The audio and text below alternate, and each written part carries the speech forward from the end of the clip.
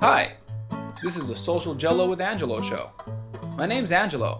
I'm a social scientist, surfer, martial artist, and a whole lot of other things.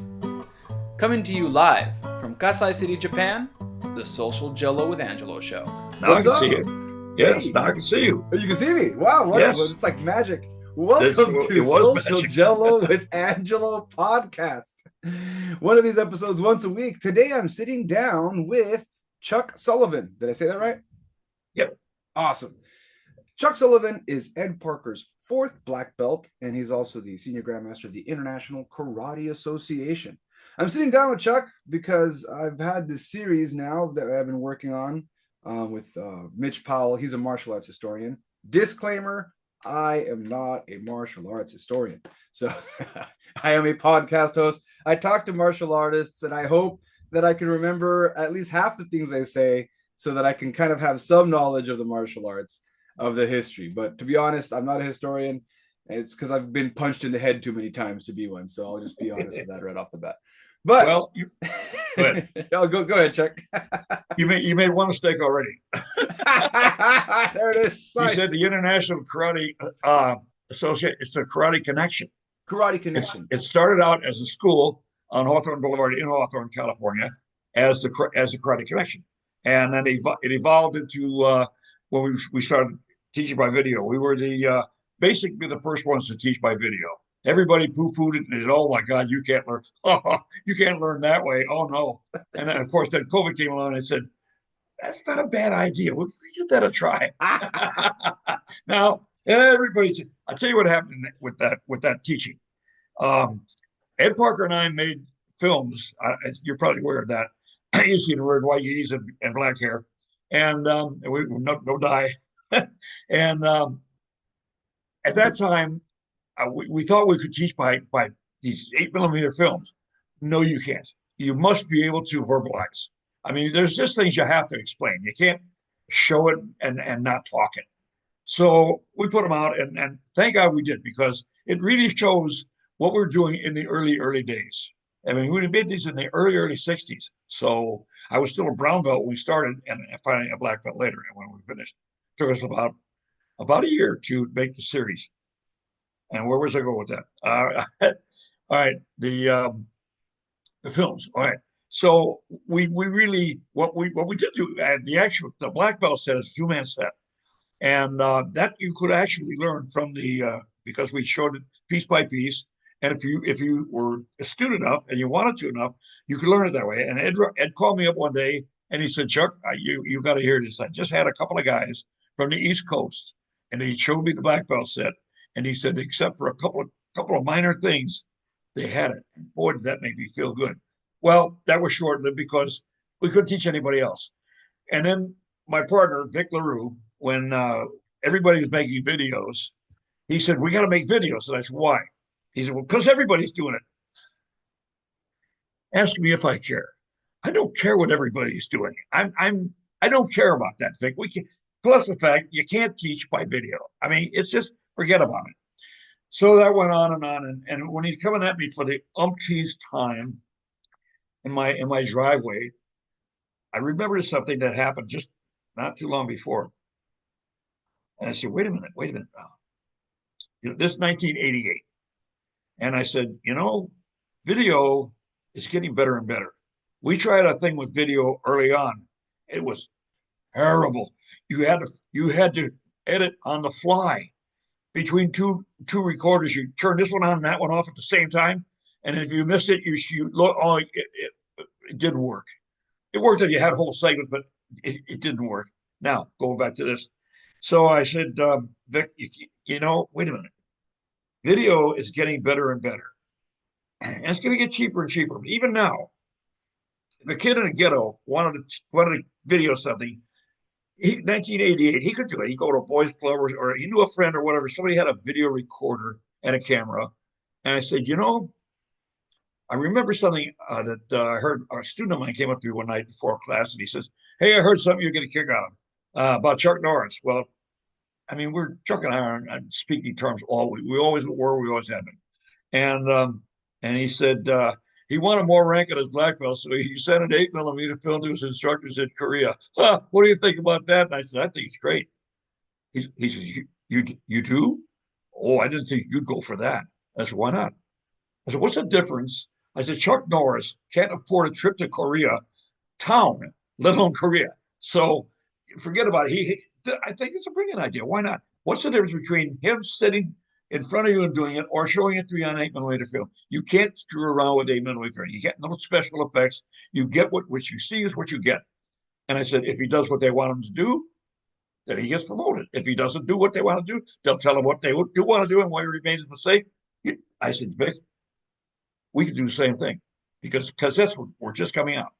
And I said, and everything is going to be on that cassette from beginner, from white belt to black belt. Everything's going to be on that cassette. And he'll have a chronology of his entire journey on that cassette.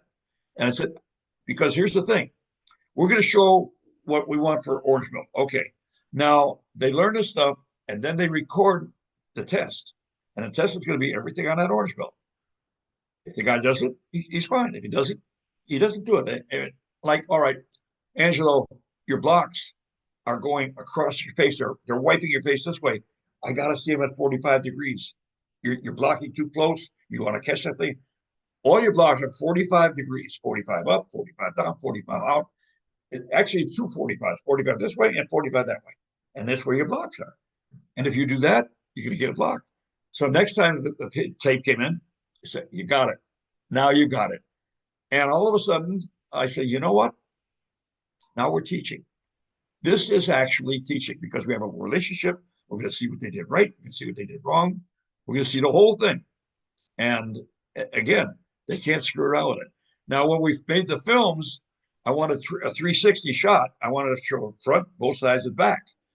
And I'm thinking, oh my God, how am I going to do that? A camera that goes, oh my God. Oh, I got it. We'll just turn front, side, back, side. I mean, that's all the whole thing. Camera stays exactly where it's at. I lock the camera down. Nobody jiggles it. Nothing. It stays there. It's perfect. We show all angles, even the back, because sometimes when your instructor is instructing in a class, what's he doing? He's not facing you. He's got his back to you. Generally, Now a lot of times people can mirror, and you're doing it right, he'll do a left, and you can see it. That takes a lot of talent. Oh yeah, that only lasts up until that you can get away with some blocks, but once you start getting into a 10-piece form, yeah, good luck. Yeah, yes, yeah. I tell you, what we did was, well, I have to jump ahead because now we got the Karate Connection and became the Karate Connection video, and we're doing this thing. We really found out it works. Boy, it really, really works. I'll put my black belt up against anybody's for knowledge, for everything. And what we did, now I lost it again. Doggone it. You were on your note. I'm writing notes, by the way. You were just talking about how you can get different angles for the camera. And you were also talking about how you've decided to start using the camera for learning, for teaching, and how students, it was actually catching on finally. Chuck Norris sent his stuff in to get his black belt, and people were critical of this, but you were saying, hey, video creation is the way we can go. And now you were deciding to make the series and started to teach the students with the camera. So I guess my question for you from there, now you have students. People have actually, because we're talking about, and I wrote this down, we're talking about 1988. And this is very, very early, what we would call now in 2025, content creation, right? That word wasn't even out there back then. That wasn't a buzzword. But now it is. What word is that? I didn't hear that word. Content creation. In other words, I'm going to make something. I'm going to create this footage for you to show you, to teach you something. Right. And now that's pretty much what everyone's doing on the internet. But absolutely. This is pre-internet. You were doing it on VHS. Yes, 8 millimeter at that. No, not 8 millimeter, just VHS. Just VHS, but still VHS. Yeah.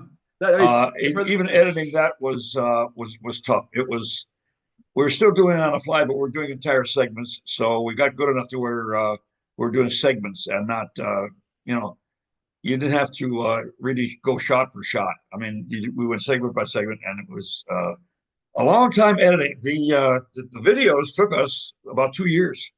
We weren't ready to sell anything or test it out on live subjects for about almost 2 years. So and it was like, I mean, every week we were doing 2 or 3 days. Sometimes it was slow, sometimes it was fast. But I've lost your picture again, but it doesn't make any difference. Oh, yeah. Well, yeah, it's okay. You know what I look like. Yes, somebody touched something, and I didn't. Yeah, I'm just glad you got to see me for a little bit at least. Right. So wow, so you when you would edit, and that's now because okay, and I'm gonna apologize to anybody watching this because I am geeked out on video editing. So I do have a question that's more related to editing because we're spoiled now. I can grab a video, I can use my computer software, and I can cut up whatever I want to make Absolutely. anything look clean. I can get it done in about I have AI software that'll help me get most of it done in like a minute or two.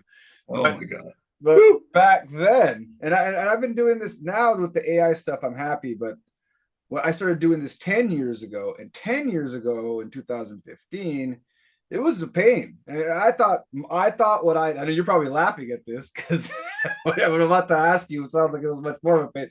I was complaining that I had to grab my footage, put it through my video software on my computer, watch it, and cut it up myself. And this process would take me about an hour, and I hated it because I wanted to go teach class.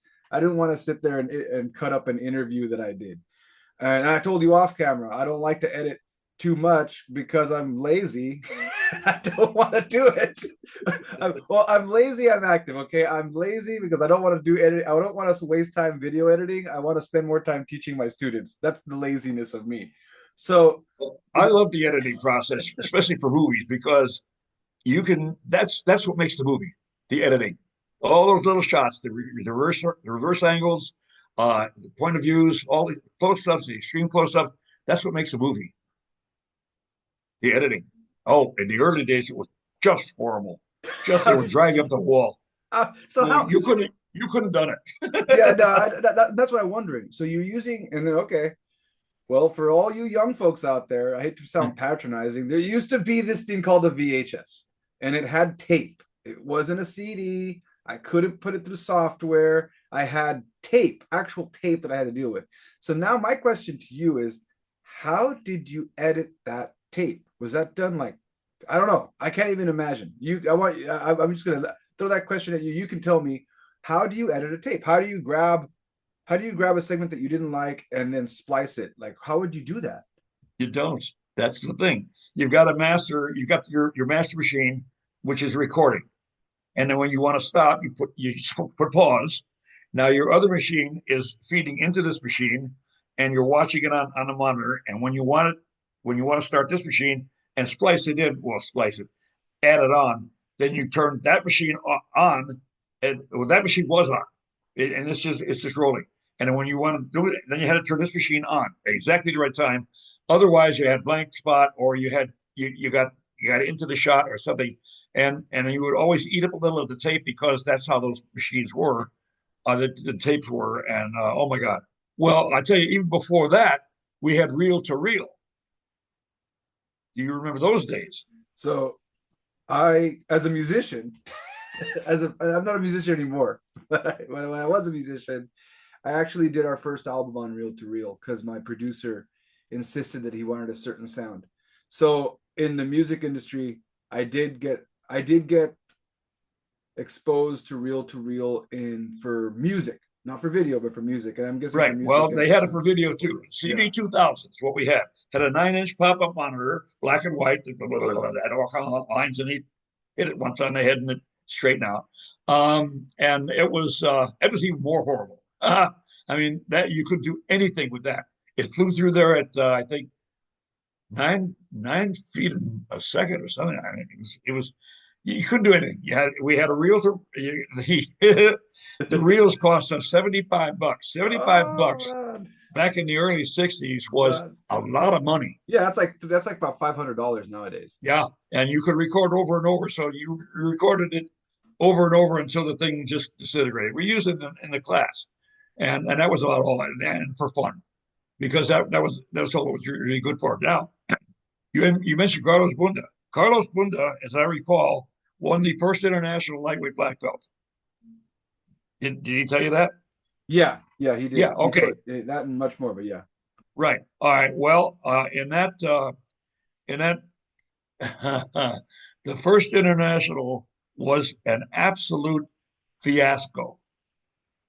Oh my God, you can't even imagine how stressful it was, because nobody knew what they were doing. I mean, we were just flying blind and landing blind, and it was. I remember all right, here's what happened. Ed Parker's walking around a corner in the sports. I'm sorry, we're doing the sports arena. We're doing it that time in the auditorium, the civic auditorium, which has been torn down and replaced. Ed Parker walked around the corner and passed out, fell on his face. Everybody rushed to him, and his doctor, the tournament doctor, came over, and he says, "Take this man to his hotel." He says, "Put me in a chair. I'm not missing my tournament." So somebody walked up to me. I was standing with the announcer, who was a student of mine. And he said, "Well, that's it. That's it. Ed Parker just passed out." I said, "Where is he?" Well, he's sitting over there. I ran over to him, and he looked like death warmed over. Oh my! I never saw the man look so bad in my life up till that time. I mean, he was pasty looking, and he was coherent, but he didn't talk. And I ran up to him and I said, "Ed, oh my God!" I said, "We got." First of all, I said, "We got to cut our demonstration," because he was the demonstration. He says, no, people came to see it. So he says, "You and Danny and Dave do what I was going to do, plus what you were going to do." This is just before we're going to go on. So I said, "I don't know how that's going to work, Ed, but if that's what you want, that's what we'll do." So we did. And somehow it came off. All right. When I got back to the announcer, I tell you, there were seats numbered. Nobody paid any attention to them. People just grabbing the ringside seats, which other people paid for, and they come along and say, "That's my seat." And the guy says, "Oh yeah, up yours." And before you know it, I mean, the tension in the hall was getting to the point. We were over an hour late getting started. Over an hour late getting started. It's supposed to start at 7 p.m. It's now 8 p.m. and it's still nowhere close to starting. So, and the announcer, Ron Bozarth, who's, bless his soul, has passed away. He said to me, "Chuck, pretty soon fists are going to start flying, and then chairs." And he says, "There's an exit, and I'm using it right now." I said, hold on a minute, Ron. So I looked over to the band leader, and he had hired a band. And the band was playing the Hawaiian War Chant because all they knew was a Hawaiian guy hired him. So they kept playing the Hawaiian War, and people were getting like really sick of that. And if he plays it one more time, we're going to have to kill the band leader. So I looked over to the band leader and I said, "Are you ready?" And he said, "Oh my God, yes." I said, "All right, play the national anthem." And I said, "Ronnie," I said, "announce, have everybody stand up." And Ron grabbed the microphone. He said, "Ladies and gentlemen, please rise for our national anthem." And the guy struck up and it got started. Because I really believe if I hadn't done that, we'd still be there. Yeah, we'd all be dead, of course. And I have no problem in saying no, Angelo. No problem at all. My partner, Vic, at the time, he could screw around all day long. No, I'd say, "Vic, it's time to go." "Well, I'm not, no, it's time to go. Go." Okay. And we would go. The tournament at that point took on a life of its own. And it went. It was great. Oh, in that tournament, I got started late in karate. I was 27 years old. I was a kid. And I would have started a lot earlier, but Ed Parker had just recently come to the country and introduced karate to the United States. He was the first one in the country to have a brick and mortar dojo. I don't know if you knew that. But he was. That's why they refer to him as the father of American karate. And that's how I learned to pronounce it. Karate. I still have a tough time saying karate. I just do. It just isn't karate to me. The first time I heard karate, I thought to myself, this joker doesn't even know how to pronounce it. Karate. That's terrible. Karate. What the hell is that? Well, the popular vote gets it. So it became popular and everybody starts saying it. So of course, one time I was talking about it to a guy and he says, is that anything like karate, Chuck? I said, yeah, it's a lot like karate. Yeah, he didn't recognize karate. Anyhow, these are little stories that come and go. Oh, for that in that tournament, Daniel Asado had a fight for third place. Oh wow! So it's Daniel Asante, and then for those of you that don't know what I'm talking, what just happened there? He's talking about Ed Parker's first Kenpo tournament. This has come up before if you followed my series. When I was talking to Carlos Bunda, we went into a deeper dive about Ed Parker and his influence on martial arts in general. So if you're looking for that, I will put a link to that here in the show. So that was Ed Parker's first tournament. Ed Parker, new information to me, was one of the first people to open a brick and mortar karate school, and with the pronunciation done correctly. Thank you. In America, which is maybe for people nowadays is taken for granted because of how many different martial arts are out there. But there was a point in American history, and this is kind of a historical episode, where there was no martial arts schools. Martial arts was considered a foreign thing that Americans were very wary of. They were very wary of martial arts. They weren't lining up to say they wanted to do this. So there was this point in time, and Ed Parker, Bruce Lee had a big influence on American culture to get martial arts started. Like, this is how it kind of started. So now my question to you, you were there. How was that transition? How was that transition between people looking at martial arts as not something that they want to do or something that they weren't sure they should trust, and then suddenly there was like this huge martial arts boom? Because you were there when that happened. What did that look like? Like you say, it was a boom. I mean, it's an explosion. When I enlisted, so to speak, I had been. Let's see, I was out of the Marine Corps 5 years, and 54, yeah, 59. I was out of the Marine Corps 5 years, and I was in pretty lousy shape, just general conditioning, because I hadn't been working out at all. When I was in the Marine Corps, I was great shape, and then civilian life, ruined me. So I wanted to do something, and I knew it was the pumping iron. And my brother-in-law came along, and he said, "Did you know there's a judo school up on Tweedy Boulevard?" I had always been interested in judo, and I almost got to take it in Chicago when I was about 10 years old. But the guys spoke such bad English, and they said, "Oh, Skinny, we built up his neck." And my mother saw Skinny me with a big neck, so she didn't take me back there. Anyhow, I always regretted that. I really wanted to learn judo. So when my brother-in-law said, this is February 1959, as out of the Marine Corps, almost exactly 5 years to the day. And he came, so I said, no, I'm going to check it out. Well, I went up there and the place was closed. But there was, it was something, I looked inside and there was mats on the floor, a couple of pictures on the wall, and said, desk and a chair. That was it. So I'm ready to leave, and two guys behind me sitting leaning on a fender of a car. One of them says, "Are you interested in that?" I said, "Yes, I am." How much are the judo lessons? Because in those days, the first thing you asked was, what are the costs?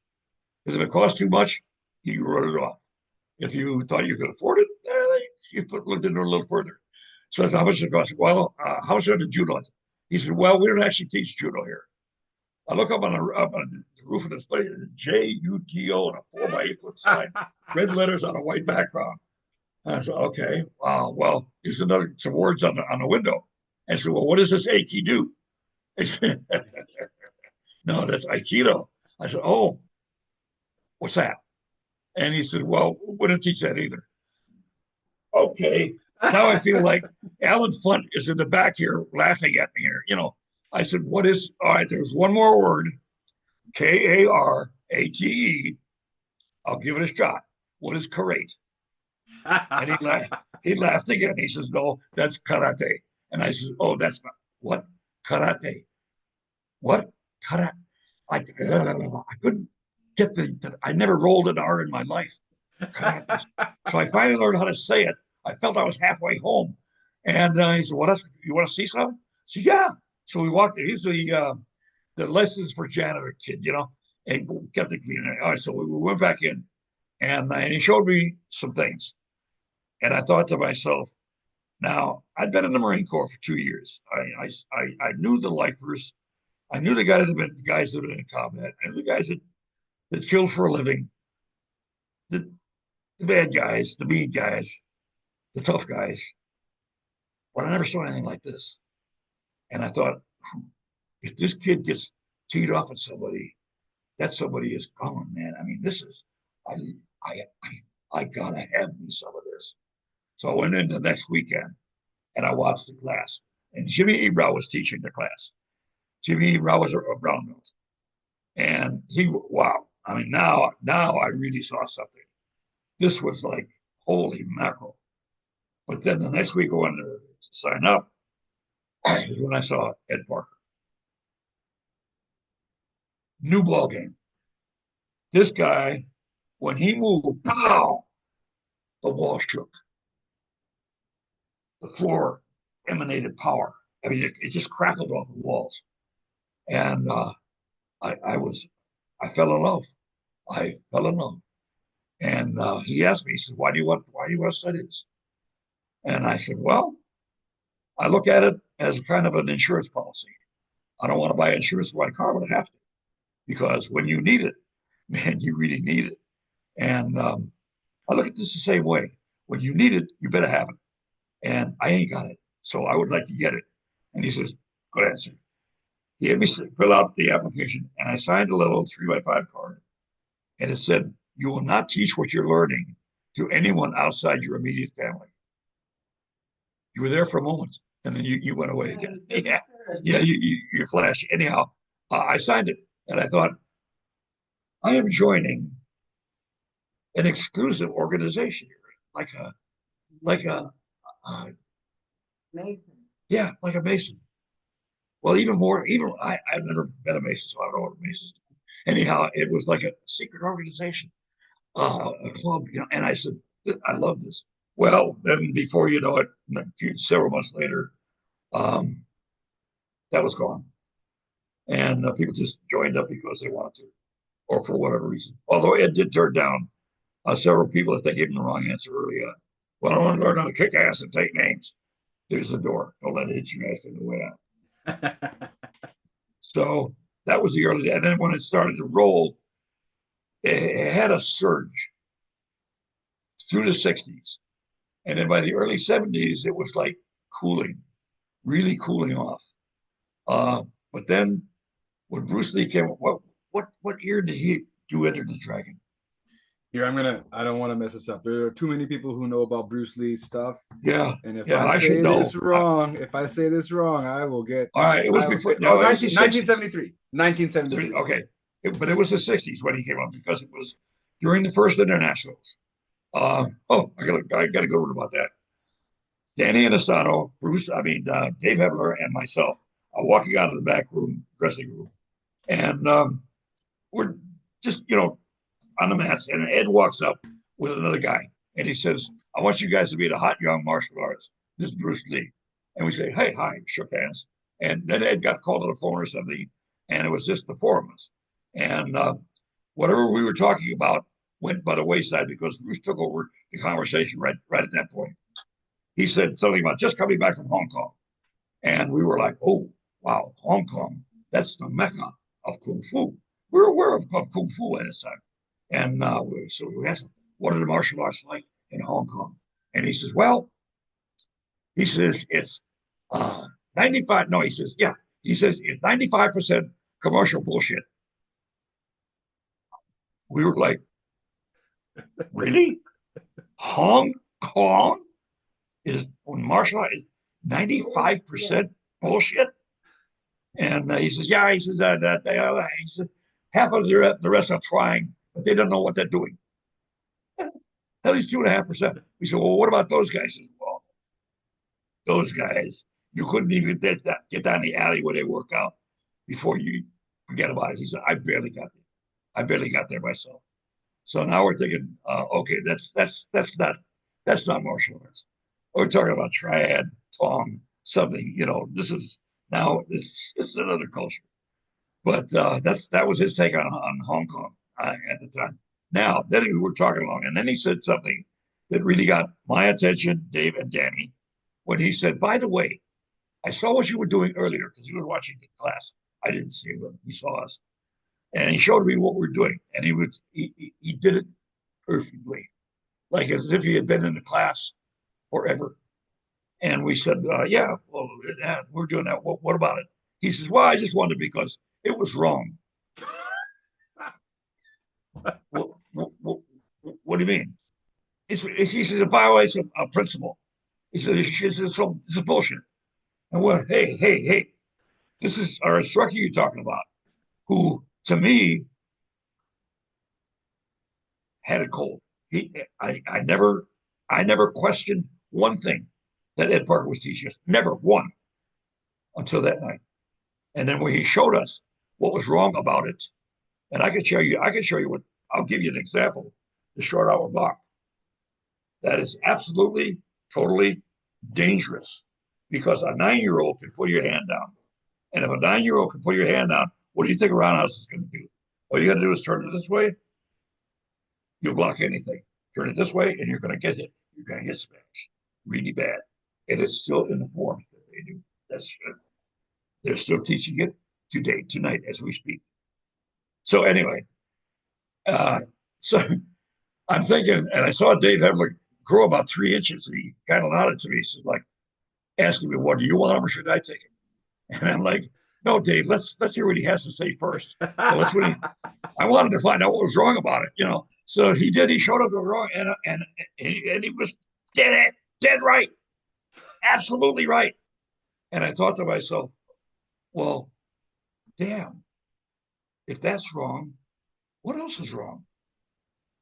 And that's the night I was driving home. I'm driving home, and I will talk to myself out loud when I'm driving. And I'm saying to myself, how come I can't do it? This kid is 10 years younger than I am. I was 31 at the time. He was 21. I was a new black belt. He had been in most of his life. But I'm thinking, how come he can do that and I can't? How did I not see that was wrong? And then I thought to myself, how do you know you can't? You never tried. You've never tried. You've taken everything that Ed Parker has taught you and thought it was gospel until that night. And from then on, I questioned everything. Bruce Lee changed your life. Bruce Lee changed my life, at least in that respect. He really did. And in that respect. And I mean, if it's something that, we're talking and you have a story, and I know I don't care. But if it's about martial arts, it's about what I do, I care deeply. And I'll question that in my mind. I'll dissect it down to a minutia until I find out is it good, bad, or ugly. And I think that's good for any martial artist. And I've always said, you would think this is something from your generation of martial artists, and a lot of people said that. I still see the same problem happening now in 2025. It doesn't. Yeah. That cultish mentality in martial arts has not changed. We can change the players, but the game stays the same. I've seen it happen with people getting very stuck into. I love Brazilian Jiu-Jitsu. I say this all the time. I have a brown belt in Brazilian Jiu-Jitsu, but I see people who become something that I call a stylist. We have the word racist. I like to use the word stylist. This idea that my style is the best, and everybody else's style is trash. And I always tell them, when I see people behave this way, I'm like, this is nothing new. This is nothing new. You might think that Brazilian Jiu-Jitsu is new. Brazilian Jiu-Jitsu is not new. These martial arts have been around for decades, centuries, some of them. Yeah. And the mentality of thinking that this one thing and unquestionably following it, I think, is the biggest problem. Like you just said, I never thought to question it. I just took whatever was given to me as gospel, and I never thought for a half a second that, hey, maybe this technique doesn't work for me. Maybe this technique doesn't work. I just felt that everything that was told to me by either, we can say, Gracie, whether it was Ed Parker, we can replace Ed Parker with Hoist Gracie or Hickson Gracie. We can replace him with any other, Bruce Lee, even to some degree. We can replace him with any figure, although Bruce Lee's an exception, because Bruce Lee said a long time ago, he talked a lot about this in his books, in his writings, about not becoming a stylist. Respect all martial arts, take what's useful, throw away what doesn't work. It was a pretty simple concept. But we are getting to our wrap up. I told you earlier we'd take 30 minutes, but I forgot to mention I will keep it under an hour. Well, you know by now. Anyhow, getting back to just this last thing. When I started, of course, Ed Parker knew everything there was to know about karate, everything. I knew nothing. So, of course, I absorbed it all. And that was the mentality. You didn't question. The other thing was, with Ed Parker, if you questioned it, you usually got hurt because he'll show you how it works. Yeah, so basically nobody wanted to question just for that reason. So anyhow, yes, let's wrap it up. So before we wrap up, Chuck, my final question to you is, what advice do you have for, I normally say new martial artists, but this question is going to be reframed. What advice do you have for seasoned martial artists? People have been doing this for a while now, and are now dealing with this new landscape of, is it new? I don't know. I don't want to answer my own question. That's why I'm going to hand it over to you. What's the advice you have for your seasoned martial artists? People have been doing this for more than 10 years plus, and they're still doing it. What's your advice for them as they move forward in their martial arts journey? Stay open to new things, and don't get caught up in a lot of things that are all fluff and look good in a demonstration, because all it takes is one fist in the face, and that's half the fight right there. I tell people, my own people, we've gone more toward the attack mode than anything else. Self-defense is whoever wins, really, whoever can walk away. And whoever gets to wait for the ambulance, he lost, obviously. So just stay open and don't get caught up in adjusting style. Also, as far as jiu-jitsu is concerned, you're going to get hurt. I've taken 3 stitches over the eye and lumps and bruises, of course. I've never broken a bone or done anything in my karate career. But in jiu-jitsu, I blew my knee out about like 6 months in. So that's all for jiu-jitsu. I'm 93 years old. I don't intend to be fighting anybody soon. So I don't need jiu-jitsu. Well, Chuck, I want to thank you so much for taking the time to share your knowledge, share your stories with me. Talk, as they say in Kanji Kenpo, talk story. We talk, the Hawaiians say to have a phrase called talk story. And I really do appreciate you taking time to talk story with me and with all the people that follow the show. Yes. For my listeners, thank you so much for checking out another episode of Social Jello with Angelo podcast. This podcast covers martial arts history, and once in a while we talk about content creation. If you paid attention in this show, we talked about how hard it was to do content creation, where you actually had to manually, it sounded like you had 3 machines recording at the same time. That was really cool. So thank you so much for listening and following the show. One of these episodes once a week, and we'll catch you next time. And thanks for having me.